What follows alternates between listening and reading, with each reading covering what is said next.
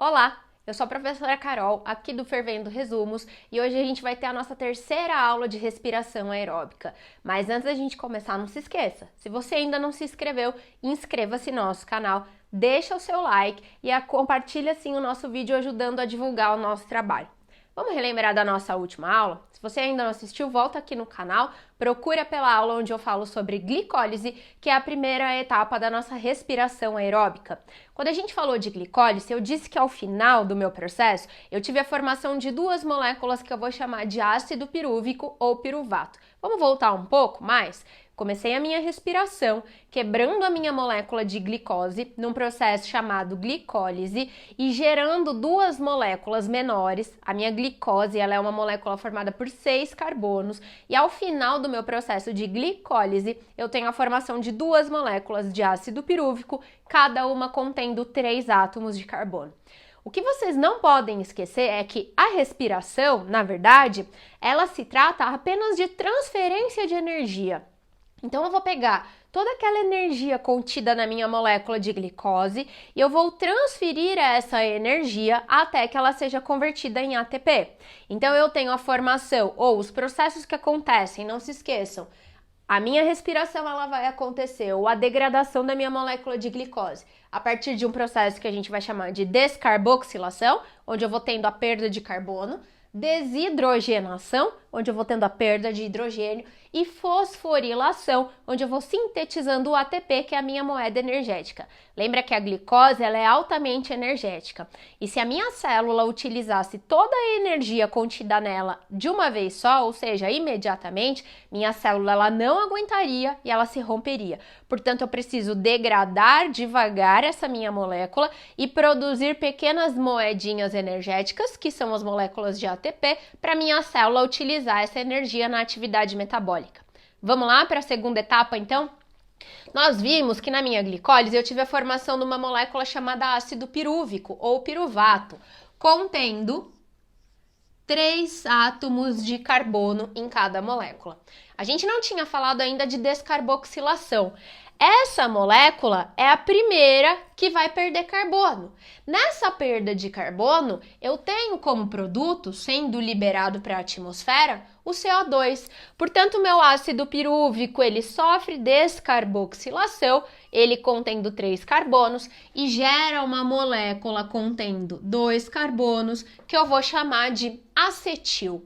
Lembrando que a minha glicólise ela acontece no citosol da célula, lembra? Quem vai entrar na minha mitocôndria é exatamente o meu ácido pirúvico. Outro lembrete, a minha glicólise é uma etapa da respiração que a gente considera uma etapa anaeróbica, que ela vai acontecer ou não na presença de oxigênio. Ela é uma etapa anaeróbica. Quando eu falo do ciclo de Krebs, que é a segunda etapa da respiração, ele só acontecerá se houver oxigênio disponível. Por mais que ele não participe ainda do processo, mas eu só tenho o ciclo de Krebs acontecendo se houver o ácido pirúvico. Desculpa, se houver o oxigênio. Lembrando então que o meu ácido pirúvico ele vai perder carbono e vai se transformar numa molécula que eu chamo de acetil. Esse acetil, ele vai reagir com uma coenzima que está presente lá na matriz mitocondrial, que a gente chama de coenzima A. O que é uma coenzima? Uma coenzima é uma enzima associada, nesse caso, a uma vitamina. Lembra qual é a função de enzimas? A função da minha enzima é acelerar a minha reação metabólica. Portanto, essa coenzima A, ela se associa à minha molécula de acetil exatamente para acelerar essa minha reação. E quando eu tenho a reação ou a junção entre coenzima A e a minha molécula de acetil, eu formo aquilo que eu vou chamar de acetil-CoA. Só que nessa conversão ou nessa reação do meu acetil com a minha coenzima A, eu libero energia. Essa energia liberada vai ser utilizada para sintetizar uma molécula de NADH. Lembra do NADH? Aquele transportador de hidrogênio ou transportador de elétron na minha mitocôndria? Portanto, eu tenho a formação de mais um NADH. Outra coisa que vocês não podem esquecer, eu disse que um ácido pirúvico gera um acetil, portanto, um acetil-CoA. Só que eu tenho 2 ácidos pirúvicos gerados ao final da minha glicólise.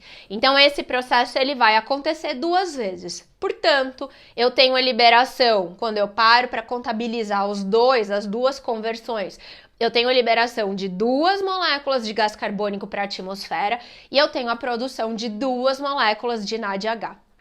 A partir do momento que eu tive a formação do meu acetil-CoA, aí sim a gente entra no ciclo de Krebs. O ciclo de Krebs ele pode apresentar um outro nome, que a gente chama de ciclo do ácido cítrico. Por que eu chamo de ciclo? Exatamente porque eu começo com a associação entre uma molécula de acetil-CoA e a associação, a reação entre o acetil-CoA e uma molécula do que a gente chama de ácido oxalacético, que está no interior da minha matriz mitocondrial, que é onde ocorre efetivamente o meu ciclo de Krebs. Na nossa primeira aula, eu disse que cada etapa da minha respiração, ela acontece em um local, seja no meu citosol, seja na minha mitocôndria. Se você não lembra ou se você perdeu essa aula, dá uma verificada aqui. Mas o meu ciclo de Krebs, ele vai acontecer na matriz. E aí, a partir do momento que eu tenho a associação entre acetil-CoA e o ácido oxalacético, eu formo aquilo que eu vou chamar de ácido cítrico.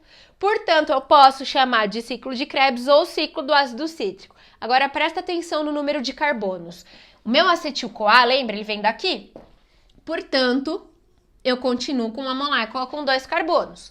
O meu ácido oxalacético é uma molécula que contém 4 carbonos. Quando ocorre a reação para a formação do ácido cítrico, eu tenho, portanto, a formação de uma molécula contendo 6 carbonos. Por que é que eu tenho todo esse ciclo para formar novo ácido oxalacético ou para que haja transferência de energia? De novo, porque se a minha energia ela fosse usada totalmente aqui, a minha célula ela não aguentaria e se romperia. Portanto, meu ácido cítrico, ele vai entrar no ciclo. Eu começo o ciclo com a reação entre acetil-CoA e ácido oxalacético, formando meu ácido cítrico, com 6 carbonos. A primeira reação que o meu ácido cítrico vai passar é uma descarboxilação. Portanto, eu vou ter aqui a formação de mais uma molécula de CO2 sendo liberado para a atmosfera. Além disso, essa descarboxilação, ela me leva também à liberação de energia. Essa liberação de energia vai fazer com que eu sintetize mais uma molécula de NADH. Quando o ácido cítrico perde carbono e perde hidrogênio, ele passa de ácido cítrico para ácido cetoglutárico. O meu ácido cetoglutárico, portanto, não perdi um carbono aqui, significa que essa molécula ela tem 5 carbonos. E aí esse ácido cetoglutárico também vai perder carbono, também vai liberar energia, só que essa energia, além de formar NADH, ocorre a síntese de ATP. Na verdade, não é um ATP que a gente tem formado, porque o ATP eu tenho como base nitrogenada a adenina. Aqui nessa etapa, se vocês encontrarem em qualquer vestibular falando sobre GTP, é verdade, porque ao invés de uma adenina, nessa minha molécula eu tenho uma guanina.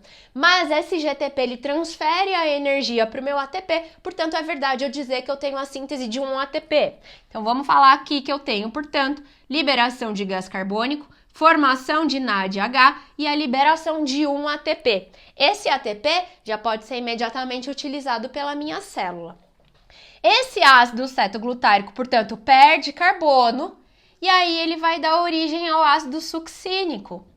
Lembra que eu quebrei a minha glicose em 2 moléculas de 3 carbonos e depois eu passo pelo processo de descarboxilação e formo o acetil com 2 carbonos. Esses 2 carbonos, eles são liberados aqui, portanto eu não tenho mais liberação de carbono.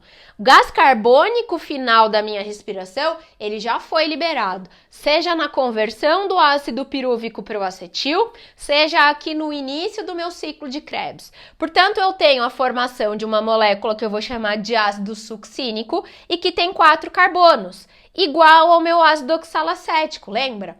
Esse ácido succínico, ele também passa por reações. E aí aparece um cara novo aqui, que eu vou chamar de FADH2. FADH2 ou flavina adenina dinucleotídeo Combinado, eu tenho a formação porque ele vai transportar o hidrogênio para minha etapa final. Ele tem a mesma função que o NAD+, transportar hidrogênio ou transportar energia e elétron. A diferença é que lá no final ele armazena um pouquinho menos de energia do que o meu NADH, mas ele também é transportador de hidrogênio. E aí o meu ácido succínico, quando perde íons H+, ele se transforma num ácido málico, também com 4 carbonos. Esse, por sua vez, também sofre desidrogenação, portanto, eu tenho a liberação de mais um NADH e volta a formar o ácido oxalacético. Esse ácido oxalacético vai reagir com um novo acetil-CoA a partir do momento que eu tiver a entrada desse na minha mitocôndria e a gente retoma o ciclo. Portanto, quando a gente fala do ciclo de Krebs, por isso que é um ciclo, eu preciso do ácido oxalacético para começar e ele é o final do meu ciclo. Claro que, bioquimicamente falando, nós temos milhares de reações acontecendo aqui. Isso aqui é uma fórmula, uma maneira bem geral da gente expressar tudo, mas é muito mais complexo que isso. Só que vamos contabilizar, então? Eu tenho uma reação aqui, vamos começar aqui no meu ácido pirúvico. Quebra o ácido pirúvico, perde carbono, forma um acetil. O acetil reage com uma coenzima A e forma uma molécula chamada acetil-CoA. Aqui eu já liberei gás carbônico e já liberei NADH. Esse acetil-CoA, quando reage com o ácido oxalacético, a coenzima A ela se desprende e volta lá para minha matriz. Essa reação entre acetil-CoA e o ácido oxalacético vão formar o meu ácido cítrico e vai se iniciar o ciclo de Krebs. Perco carbono, perco hidrogênio, portanto eu libero CO2 e libero NADH, libero CO2, NADH e ATP, e aqui eu volto a falar da formação do ácido oxalacético. Lembrando de novo, aqui eu estou falando da reação de 1-acetil-CoA. 1-acetil-CoA, ele vai me levar à produção de 2 moléculas de gás carbônico, 3 moléculas de NADH, 1 molécula de ATP e 1 molécula de FADH2. Mas se a gente contabilizar esse ciclo acontecendo 2 vezes, porque eu tenho 2 ácidos pirúvicos sendo formados, no final do ciclo de Krebs, 2 ciclos, eu tenho na realidade a formação de 6 NADH, 4 CO2, 2 ATPs e 2 FADH2. Portanto, aqui eu já tenho os 4 gás carbônicos liberados no ciclo de Krebs, mais os 2 gás carbônicos liberados da conversão de ácido pirúvico em acetil, são 6 carbonos, os 6 gás carbônicos que a gente vê no final da minha respiração. Tudo isso aqui, FADH2, NADH, serão transportados lá para a minha cadeia respiratória para acontecer a maior síntese de ATP, ou que a gente chama de fosforilação oxidativa, que acontece nas cristas mitocondriais. Lembrando que a cadeia respiratória a gente vê numa próxima aula. E se você quiser um resumo de todas essas aulas, siga a gente no Instagram, Fervendo Resumos, que eu coloquei lá um resumo falando sobre toda a respiração, desde a glicólise até a cadeia respiratória. Bom, por hoje é só. Se você não se inscreveu de novo, inscreva-se no nosso canal, compartilhe o nosso vídeo e não deixa de acompanhar a nossa próxima aula quando eu vou falar de cadeia respiratória. Tchau, tchau!